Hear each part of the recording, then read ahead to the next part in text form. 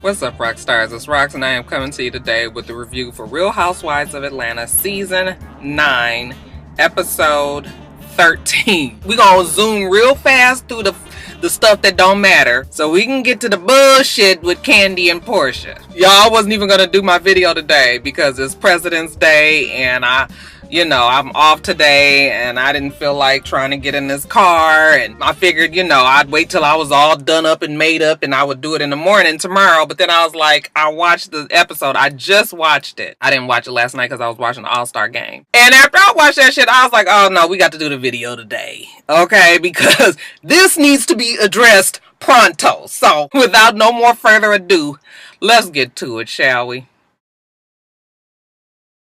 Phaedra goes to her lawyer and finds out that the divorce is finalized. I'm confused on this because still in the blogs today, they act like these two are not divorced. Are they or are they not divorced? As far as the show is concerned and the lawyer that's sitting there with Phaedra, the divorce is finalized. Okay, Phaedra sheds a couple of fake tears. Says how it's important that Apollo has a relationship with the boys. She's not going to hold him back from them, which I don't think that she would. I think she was just done. But you got to put forth, the necessary efforts to get people to believe that you really still wanted this shit to work out, so whatever. So she says that the lawyer tells her that the court hasn't let Apollo know because that's not their responsibility, meaning that, Phaedra has to make the arrangements to let him know. So she says that she will. I know you guys caught when she said she knew Apollo for 22 years. I was like, why do this always keep changing? When did they meet? Because why am I thinking that the story was that she met him on the freeway one day and then she pulled over and then they started talking? I could have swore that was right before the time that her and him got together and she got pregnant. So like now that was 20 years ago. I'm so confused on the whole timeline. But I mean, we've all been confused on Phaedra's time. She ain't never been too truthful with that one. But whatever. She says that she is going to let him know. That's that. So later on, we see her go over to Porsha's house. Porsha has moved into her new home, $1.4 million. It's a beautiful place. Okay, she said that it was brand new. Nobody had lived in it, but it was all done up like in the inside with the kids' bedrooms and everything. I said, she must have bought the model. But she goes there, freaking frack. They're together again. Phaedra brings Porsha a small little housewarming gift, a little bottle of something. And after she takes her on a tour of the place, they sit down and they just kind of talk. Phaedra tells her that she's got all these mixed feelings about the divorce. Okay, she's glad that it's over, but she's sad that her family unit is broken up. She wants the boys to know their father, that it is important for her. But she's, raising strong black men. That's what she always says. Somehow Apollo being in jail does not fit into that picture. Porsha asked her, how is Apollo with that? She was just like, well, he's not happy. But I did go on and tell him, it was a phone call. It was very difficult. He was not happy with what I had to tell him. But, it is what it is. We done. Plus, he has a girlfriend. And he knows it, and I know it, and we all know it. So I don't even know what he's getting mad about. Okay, I was like, I like how they slipped in that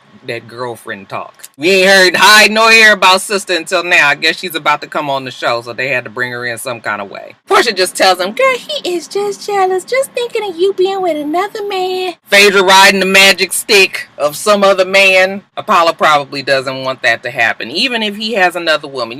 Men think that way. But still, this thing with Apollo and Phaedra confuses me. Are they or are they not married? Somebody who's out there who's nosy enough to be digging around to find out, y'all let me know. What about when Cynthia got back home and she get to telling Noelle and whoever the other girl was about the trip and how Candy's supposed to be a lesbian and, how Cynthia's been involved with a woman. Why do people tell their kids all this kind of shit? I mean, I guess when you a celebrity and it might get out, but we never heard that story with Cynthia. I was just sitting there thinking to myself, like, who tells their child that? I mean, she's a child. Noelle is not 30, and we can sit down now as grown women and kind of just have a little conversation about it. This girl is 17 years old. You telling her about your fucking time that you was with this woman? She say she didn't go the full way. May have kissed her, and that's it. But I was just like, oh my God, this show is going to be all about lesbian shit today. I can't. Then we see Kenya, okay, and she thought that it was going to be a cute little fun idea to treat Cynthia to a vaginal rejuvenation. I said, oh God. Cynthia's turning 50 and her coochie is old and stretched out, I guess, and Kenya has made it her business to get it back tight, get it back right, okay, the snapback. So Cynthia comes on down to this place and they're going to do vaginal rejuvenation, some sort of laser thing. Cynthia asked them, what are the side effects here? Anything bad could happen? The doctor says no. Or I don't know if it's a doctor, but if the specialist is like, no. You know, you probably be a little juicy, a little scrunch. There ain't nothing the pad can't take care of. You'll be fine. There's no bad that'll come out of it, okay? But she shows her the laser. It looks like when you get an ultrasound probe, but on the end it has a spinning laser. So you insert it, and then the laser spins around, and this is supposed to be rejuvenating the vaginal walls. I don't know how long this shit lasts or anything, but I'm thinking to myself, like, too much information. When they put that actually on the show, okay, and the girls are just standing there looking, I'm just going like, look, I love my girls to death. I do. We do a lot of things together. We done been down some tough roads, had each other's back all the time, all of that. I don't want you in the room while I'm getting a vaginal rejuvenation. Okay, I'm sorry. Just the camera. I mean, it was the camera crew and everything. I'm thinking to myself, like, maybe they didn't do it. But they had to have done it because she was talking about how it was hot when the lady pulled it out. I was just like, Cynthia, girl, you done let these people talk you into doing all kind of shit. We had to look at your titties, and now we talking about your pussy. Like, really, I can't. We do get another quick little break on the whole lesbian and vaginal talk when Cynthia meets with her partner for cargo so they can discuss having a launch in Atlanta. She had a launch in Los Angeles, but none of the girls were able to be there, so now she wants to have another one in Atlanta. So she's meeting with her partner so they can talk about it. Now she's going to have a fashion show. Noelle's going to be in it, and she also wants to have Cairo. You know, Cairo's trying to break into the modeling industry. He has the look, and she wants to give him some experience. However, she makes it very clear to her partner that he has a momager, and the momager don't know shit about nothing, and she thinks she just running shit, and she just stupid. Okay, so I want to make sure that we make it clear to her exactly what it's going to be while she's trying to explain it to the cargo partner. Here comes Sheree. When she sits down, Cynthia tells her, so we're going to have this fashion show. We want Cairo to be in it. First thing Sheree asks, is it compensation? I said, this nigga ain't done nothing but took pictures at some studio that you rented out one day, and now you want him to be getting paid. No, it is not pay. Cynthia was like, no, it's a small business. Okay, we will give him a bag, one of the cargo bags. And she was just like, one bag? How many fucking bags do you want? See, this is what's wrong with Sheree. What is wrong with her, you guys? I'm trying to figure out if she does it on purpose or if this is truly how she thinks. Cynthia didn't have to ask the boy to be in nothing. The boy got his mama out here running the business for him. She gonna fuck up the jobs for him. He ain't gonna be getting a lot of jobs just because they got to be dealing with her ignorant ass. You know, Sheree, he don't even have $100 for these kids? No. And the bag is more than what the nigga had before he started. They get past the pay issue, and then Sheree says, well, you know, I just wanted it to be on the weekend because he has school and that's important. And Cynthia was just like, I can't promise that. Like, why do you tell... See, that's what I'm talking about. Sheree thinks that she can tell people that. Cynthia, girl, just drop it. Cairo, I'm sure he's a sweet enough kid and everything, but honey, the momager is the headache. And these are red flags. Whenever people start asking you, being difficult before shit even get off the ground, right then you got to cut your losses and be like, you know what, that's okay. Tell him that's all right. We'll send him a little wallet, a little key fob or something, you know, for his trouble. But I had that boy walking that damn fashion show because his mama is gonna drive you crazy.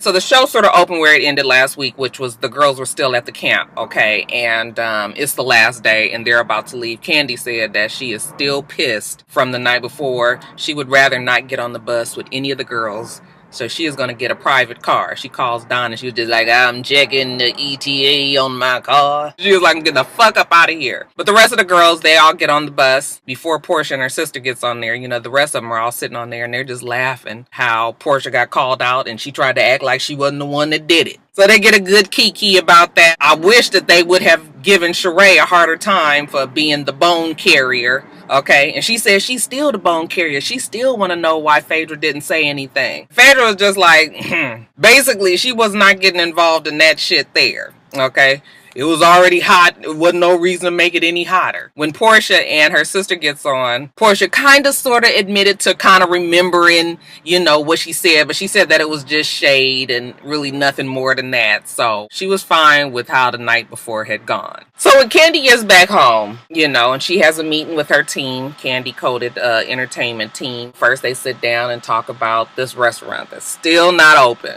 It's still not open today, as of right now, on President's Day. That's still a sore spot, but it's almost open. Then they get to the camping dinner. Marlo asked her if she was a lesbian trying to come out the closet. Everybody there was just like, what? I don't feel like I have to defend my sexuality to anyone. Candy says, but it's not even that big of a deal because everybody knows that I've had my experience. I've been open with it and everything. But Porsha, everybody knows that Porsha dips in the lady pond quite often. That's when we get to the explanation of the fateful night that Candy and Porsha and Todd crossed paths. We were at this after hours spot and it was like she was in front of me and I was in the middle and then Todd was behind me and we were dancing and then we kissed each other. Carmen was just like, what? It was tongue? It was some tongue involved. It was like, ain't this about a bitch? You ain't told us nothing about this. Okay, Candy said, you know what? It happened 2 years ago. I kept the shit under wraps. Porsha kept the shit under wraps. We didn't talk about it, you know, so I don't understand why it's coming out now. Then she told me that she wanted to eat my pussy until I came. Any regular woman who might have done it once before is not gonna say no shit like that, okay? So Porsha has had way more experience with this than she wants to admit. I was like, yeah, I guess so. I think I might have to agree with Candy there. But we're going to talk more about it in a second. Let's talk about old sister Riley. Baby girl's about to put a song out there for y'all. She and Candy, they go to the studio. Because Candy says, the love of music is in Riley's blood, but she needs some confidence building. So Candy wrote this song for her called Better Late Than Never because, you know, all the stories that Riley has told her, all the things that they've gone through with Block, you know, Candy was able to put it down in writing and Riley's gonna bring it to you in song. Except Riley says, I don't even really care about it no more because he said that we were gonna hang out and then we never did, so that's why I don't really care anymore. But Candy was just like, girl, stop it. I done seen you crying. I seen you upset about it. Go on and get in that booth. So Riley gets up in the booth, you know, and she, with all the enthusiasm of a snail. And, you know, she was just like, better late than never is what they say. Candy was just like, wait a minute. Wait a minute, girl. I need more. You need to give me more cowbell. Let's try it again. Better late than never is what they say. Forget's meant to forget you. Even though you missed my birthday, I'm forgiving you even though you hurt me.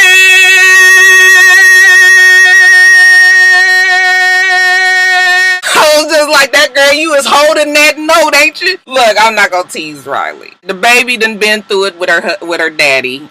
We've seen it on the show. Kids want to express themselves. I'm not quite sure if Riley wants to sing or if Candy is pushing her to sing. Listen, all I'm going to say is the babies want to express themselves, so we should let them, right? As a parent, it is our job to try to put our children's best foot forward, at least help them do so. So, child, I was just like, okay, better late than never, shit. Bless Riley heart, child. She got out there with that song. I was just like, and they released the song yesterday. And because Candy is the marketing genius that she is, she used the popularity of this show and put it out there, and it went from 100 and something to like number 28 on the iTunes chart or something like that. So yeah, I mean, whether you liked it or not, Riley gonna make a few little coins off of it. But let's get to the shit that I say we really need to talk about, which is this mess with Candy and Porsha. I don't know why she trying to put all my stuff out on blast, but I just need to get some things off my chest. Remember a long time ago I told you guys that I hated that they were going to go in this direction of the show? Well, this is the reason why. This conversation is so unnecessary, and it was a bad look on Candy's marriage. It's a bad look on Porsha, because point blank period, Porsha was lying. But let me act it out for y'all so you can get a better understanding of what happened. Let me get into character. Hello. What's up? Good to see you. Well, I called this meeting today because I was so thrown off the other day when you was going so hard to find out who the person was. I know. I was just like, I didn't know what happened. But at first, honestly, I didn't even know who the person was she was talking about. Porsha said that she didn't think it would carry much weight at the time that she said it. You know, she was kind of just saying it in jest. And Kandi was just like, well, how did you think I would feel once it got out? How do you think I'd take it? And she was just like, well, I didn't care at the time how you would take it because I was mad at the time. So that's what I said. She was being slick. She was being shady. And so I kind of believed Porsha at that point. But then Porsha wanted to turn it around on Kandi and brought up the whole conversation about the relationship with Block, which is just such a stupid point to bring up because you already admitted that you was in a relationship with Block. We would all think that you guys were having sex, so I don't know why she keep trying to make that seem like Kandi was being messy by saying something about this relationship. Plus, Kandi was just like, the bitch told me that she had sex with Block. I mean, down to the positions. Full detail. So Kandi's whole thing is just own your shit. The only reason why Kandi knows about Porsha's shit is because Porsha has told her. But see, what happens is Porsha wants to maintain this reputation in public. So if some shit gets out that she don't want it, to be known, then she covers it up with lies. So this is when the conversation went south. Well, what else have I lied about, Kandi? What have I not owned? For you to imply that I was a lesbian, at the end of the day, it ain't no secret. I have hooked up with a chick before. I said that it's not a secret. I don't even live my life like that. You do. Oh, yeah. I live my life. How? I was cracking up because this is how men do. They just keep on asking questions. You throw shit out at them and they be like, oh, really when? Oh, really where? Oh, really how? They be trying to come up with a fucking story in their mind. You done been with chicks before and all that. Oh, really, Kandi? Well, look, I'm not even out here trying to tell my whole life story, but since you want to put it out there like that, let's do that. So if I am single and I want to eat a bitch's pussy till she come anytime that I want to, then I can do that. But the fact that you are married and you bring another woman into your bed with your husband so that you guys can have a threesome and have her flip-flopping, then that's on you. Let's be clear. My husband and I only had one experience like that. Girl, stop! Oh my God! Girl, I thought that we was telling the truth here. Are you serious? Kandi, if you don't stop lying. Yes, I'm telling the truth. It's only been one time. Oh, really? So you don't have a sex dungeon? A sex dungeon? No, I don't have a sex dungeon. Then Kandi tells us, fuck, if it was a sex dungeon at my house, I'd let everybody know because I think that shit is so cool. Okay, this bitch is just a fucking liar. Then Kandi, now that the shit is out, okay, she just goes for what she knows. But still, that don't change the fact that when we was out dancing and we started kissing and then you told me that you wanted to eat my pussy until I came. Now, this is when all of the half-truths went out the window and Porsha just got the flat-out lying. You know how you corner somebody and they don't have no other rational way to be but to just lie and make up shit as you go? This is what Porsha did. Really, Kandi? Oh, so now you want to talk about that? Well, let's talk about your girlfriend. The one that you had for 7 years that you was in a relationship. My girlfriend of 7 years? Who? You are lying. There's no girlfriend that I have been involved with for 7 years. Yes, it is, Kandi. Stop lying. You know you had a girlfriend for 7 years, and then when everybody started to find out about it, you broke it off abruptly. Porsha, really? You are lying. You just made that up. Sweetie, I am from Atlanta. I'm from Atlanta too. What are you talking about? Come on, Kandi. Everybody know that you a hoe. You was sleeping around with all these R&B groups. Porsha, I know you're not really about to start talking about sleeping with R&B groups. Because Kandi was just like, Porsha been extras on videos and it wasn't because of her talents. Okay? Or it might have been because of her talents, just not the singing or video making type. So then it gets bad. Your house is an international house of hoes. No, you are an international hoe. Then Porsha get to going on and on about Todd and how she need to check up on Todd. Why did you find out who he talked to in New York when he gave this girl a fake name? His name was Marvin, so that he could cheat. Kandi was just like, Porsha, why don't you give me the girl's number? Okay, like what you lying? He ain't. And it is stupid. Like that was the worst of the lies because first of all, we all know who Todd is. If you don't know who Todd is, then you probably don't watch Real Housewives of Atlanta. So it would be no reason to lie about a name anyway. Okay? So this whole conversation is so stupid because it's so obvious that Porsha is lying. And I was just like, oh, Porsha. She done took all credibility out of this whole story of me thinking that something more happened than what, Kandi was saying. But I've changed my mind because if you can come up with some lies this fast, sitting right there that don't make no damn sense, and you don't even care that if it does or doesn't make sense, then it's obvious. Porsha put more on it because Porsha's tea was about to get spilled. So she figured if she gonna make herself look bad, she gonna make Kandi look bad as well. But Kandi has always had a very constant story, and I can't ignore that. Even though it was a bad idea for Kandi and Porsha and Todd to get, you know, because even Todd started doing like this. Y'all saw when he was doing like this. So it was more that happened. But probably still all in that club. Shit just got a little out of hand.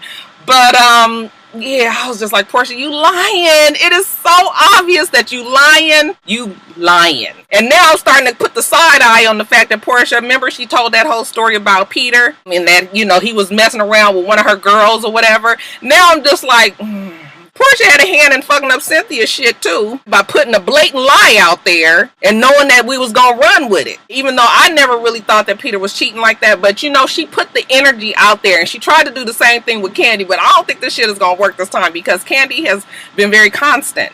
This is what happened. She tried to do it and, you know, so that's that. But I was just like, Porsha, you are lying. And the more she talked, the worse she looked. I can't even defend her in the comments today, Porsha. Girl, you on your own. Child, when I tell you I'm about to melt in this back seat, it's hot as fuck. Let me get off of here, you guys. Make sure you rate, comment, and subscribe to the channel. I'm Itsrox. The channel is for Itsrox. Everything else I do will be in the bottom bar. All right. So I hope that you have a wonderful, wonderful rest of your day. I plan on doing the same. Till next time, Roxstars. Bye.